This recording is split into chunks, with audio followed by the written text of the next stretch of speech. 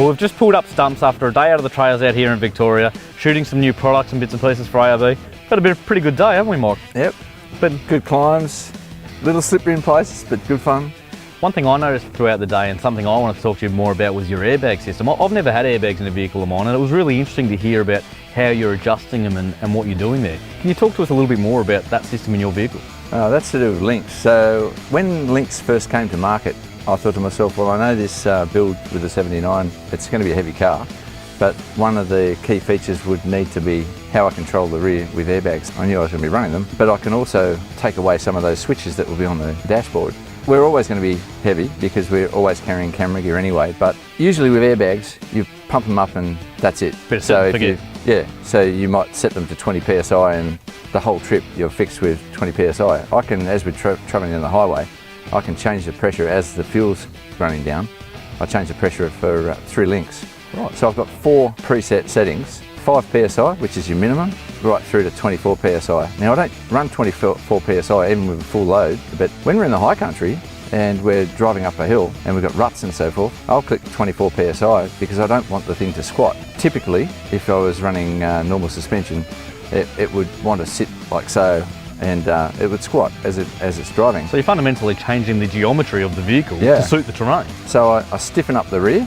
It helps me get to the top of the hill, and then as soon as I get to the top of the hill, I'll change it back to 8 PSI, and it lets me work through the ruts nice and easily. So I'm always changing the airbags. That's an amazing thing. And just from a cost perspective alone, I mean, airbag controls as an independent unit from third parties can be quite expensive. That's $600–700 to control the airbags, whereas LINX can control them and have preset configurations for me as I'm driving. And of course, so many other features have been built into LINX, so it's a central system for you.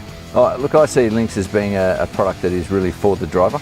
I also understand for some vehicles you can actually run different pressures left to right across the axle. Yeah, usually I have that set to the same, so left and right is the same. However, we were stuck against a tree, so the ARB awning was sitting up against a tree on a really gnarly slope. I put 50 PSI on the driver's side and 5 PSI on the passenger side. It got me off the tree and it saved me destroying that awning off the roof of my car. Hey, a unique use of it, but what a fantastic little tool. You can use it to level out the coffee machine a little bit. I can only imagine that gets used more often than you're letting on. Yeah, probably. The presets to the airbags is probably the best thing. So you can change it on the fly very quickly. 5, 8, 12, 18, or whatever you like. And whilst you're driving, you can make the changes quite quickly.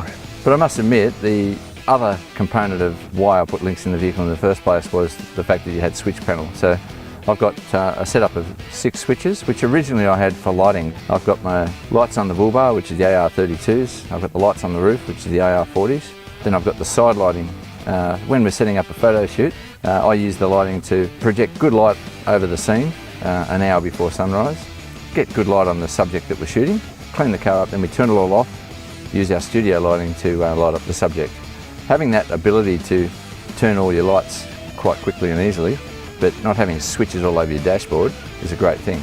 Since then though, LINX has come out with so many upgrades. It's a fabulous product now. Yeah. So what are some of the other things you'd be using it for? I mean, you obviously, speaking you touched on airbags, you're obviously using it to control your compressor. Yeah, compressor control is a great thing. So it's just like at the servo, but you've got it at the back of your car.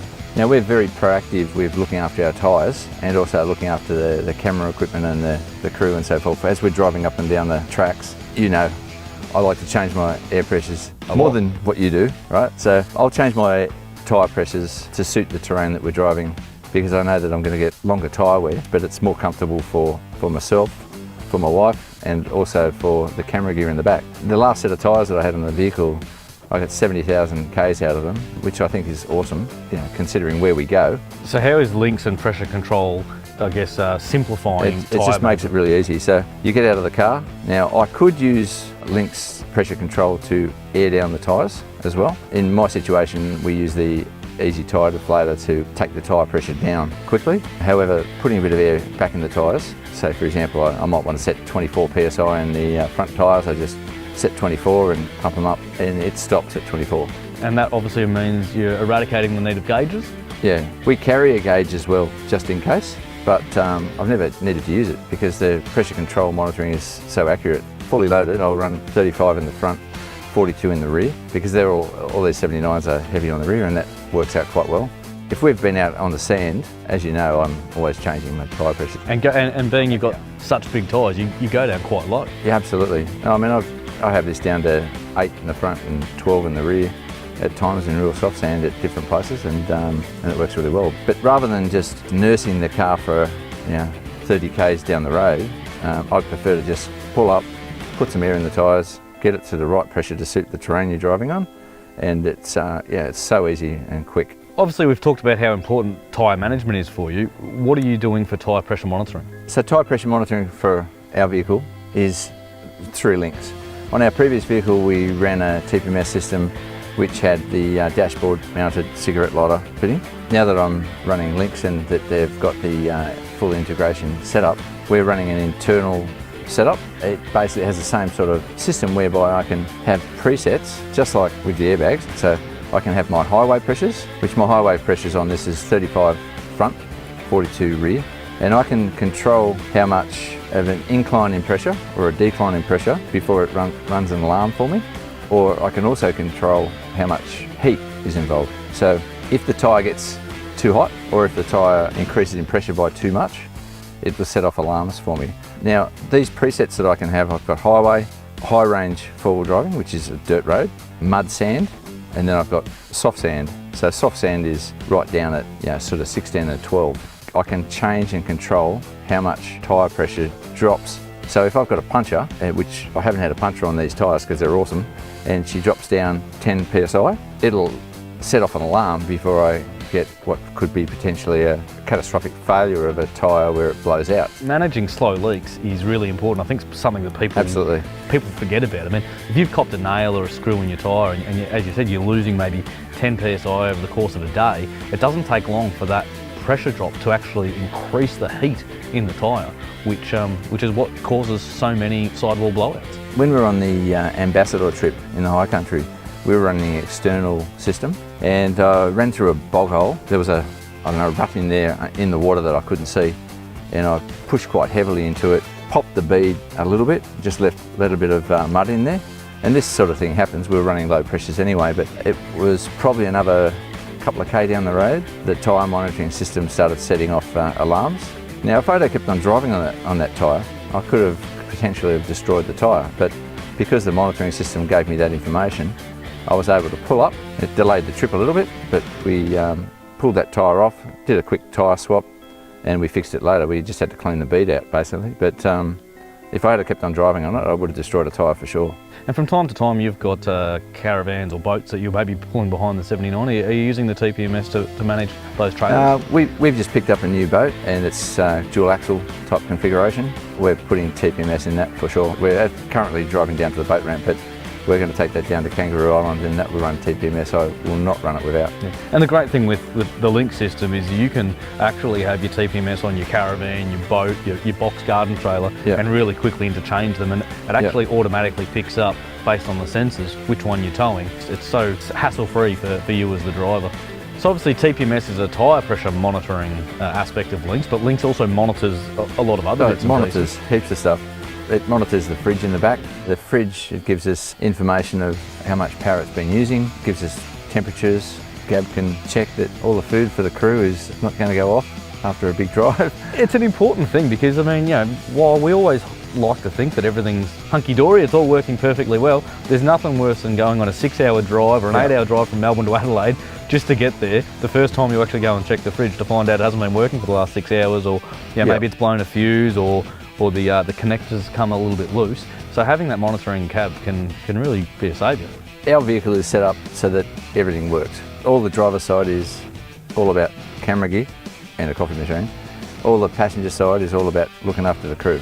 If we had food in that fridge on a big trip was to go off and we didn't know about it, that wouldn't be great. I think another useful tool about the fridge monitoring is actually how it links up with the battery monitoring. How are you using the battery monitoring aspect of LINX? So we've got 2 Century dual force batteries in the front under the engine bay.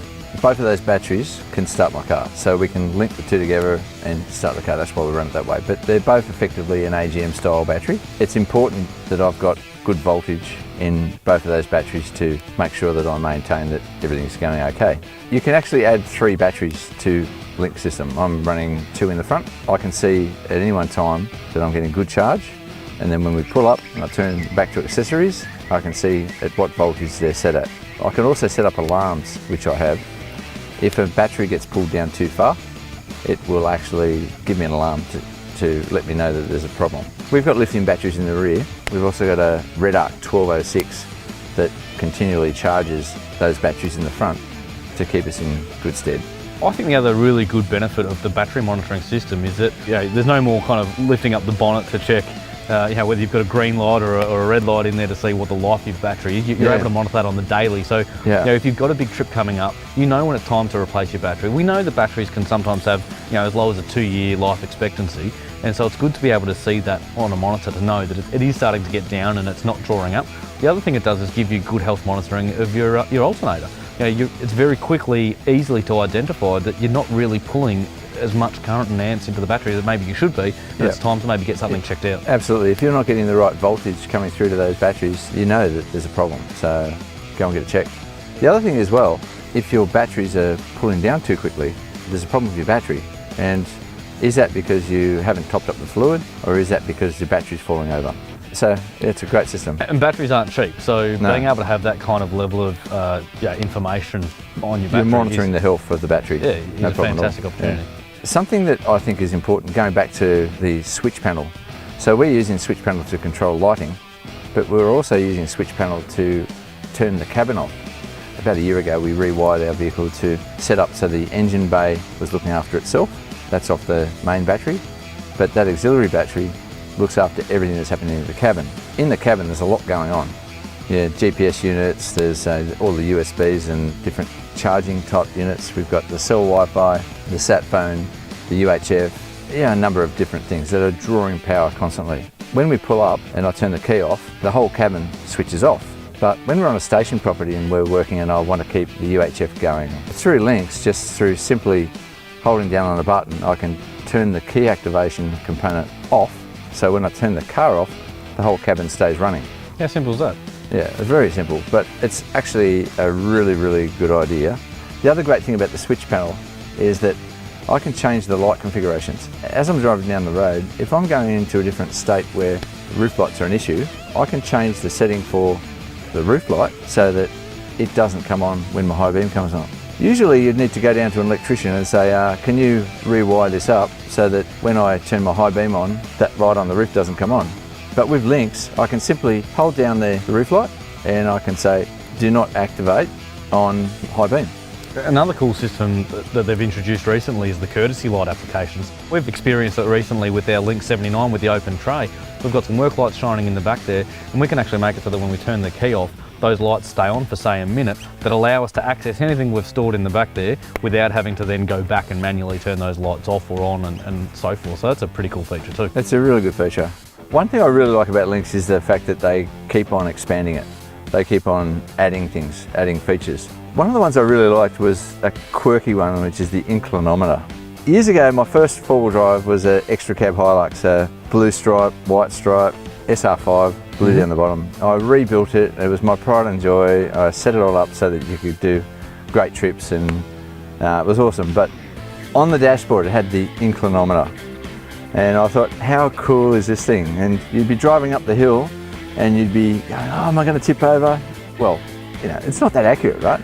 But they introduced that to LINX and I thought, how good is that? That's a great thing. So when we put LINX in our 60 series, which is over in WA, I thought we've got to have the inclinometer set up. It just, it looks fantastic. So. It very much reminds me of the old, as you said, the mid-90s Pajeros, I think, also had the little bubble one that used to sit on the dash, and I think some of the Land Rovers as well. It does so many other things as well, which for some of the vehicles out there, it's awesome. So you can control your lockers.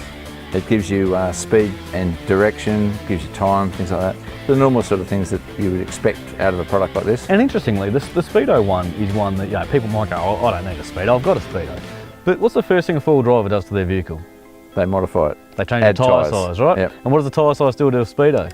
It puts it out. Completely throws it out. Yep. So it's really important to have that sole source of truth, and I actually use that feature more so than you would think. You've pointed out some really interesting features and showcase, I guess, how you can customise different bits and pieces. I mean, the switchboard, fundamentally, it allows you to Now, you've used it to isolate your cabin from your engine bay. Yeah, but I didn't know you could do that, and that is a key feature to me. That is something that more people should do, is control how everything turns on and off. Absolutely. It's a great product. So I guess that's what we're talking about. We're talking about the fact that it's got a lot of features out of the box, but you can get quite clever with it, and you can really start to think about things that work for you to really transform your vehicle into being exactly what you need it to be. I think it's probably important to understand that a product like this allows you to control so many things and monitor so many things in your vehicle. So I would suggest that anyone that wants to do like what we do, actually go to the ARB store and sit down with them and say, I would like to do this, why can't I do this? Can you help me make it happen? And they'll come up with the ideas to help you make that happen and turn the vehicle in from a farm truck to something that's technology wizard. And as you did, going in and getting these things installed and getting LINX installed at day dot, if you're doing a build or you're buying a new car, is really a fantastic opportunity, because it just means that as you do decide to put more and more bits onto it, and as LINX in its own right evolves. And it's forever evolving. That's right, and the central system's there, so it's a lot easier to then go and attach maybe, we've just introduced a new set of Solus driving lights that have dimmability features. Yep. Now, if you've already got your wiring already set up to be able to manage that, how much quicker it is and how much less installation time and cost is required when you start to add more accessories, because you've already set up the central service system. And I think that's an important thing for people to consider when they are building new cars. Well, thanks Mike for catching up with us today and running us through exactly how you've set up LINX on your vehicle. For those people out there who are genuinely interested in understanding a bit more about it, we do encourage you to head into your local ARB store and really get a good understanding of what the LINX system can do to you. It's never too early or too late to start thinking about it. The product is continually evolving. So that's it for this evening. We're just about to set up the rest of our camp, get into some cooking, and we'll see you next time. Cheers guys. Cheers.